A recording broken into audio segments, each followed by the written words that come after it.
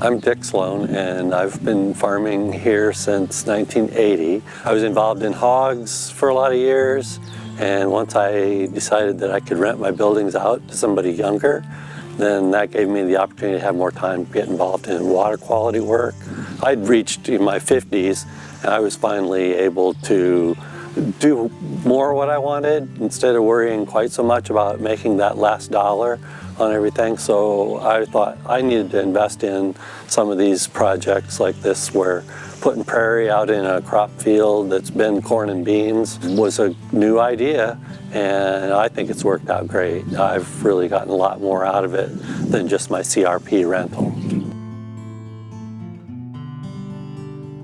Prairie strips do a great job interacting with more of the water that's moving across the field because they're laid across the slope of the field. So all the water that might be running down a slope can come across through that prairie. The prairie roots are deep, and the prairie plants have stiff stems. They stand up against that. In a waterway, the idea there is to protect your erosion. So you want grasses that lay down and let that water run over the top. But in a prairie strip, you want it to interact. And so it's a different type of a way to slow water down, and slowing water down is the best way to save soil. My prairie strips are laid out on a contour, which I had already been farming on a contour in this field. It takes 10% maybe of the field.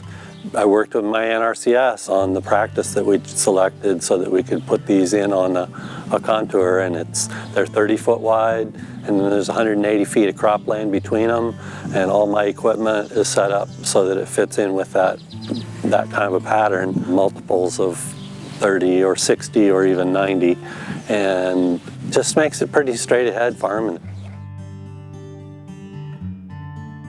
The prairie strips are a great practice for somebody that is interested in a little bit of habitat on their farm, a little bit of protection for pollinators. I'm really happy with the seed mix that we use. It was a 29 species mix. I think there was maybe 10 grasses and 20 forbs, something like that. The biggest benefit to me is just that I'm providing a little bit of habitat. Having more area for native species that are crowded out of farmland. They really can't find nesting habitat in a tilled field.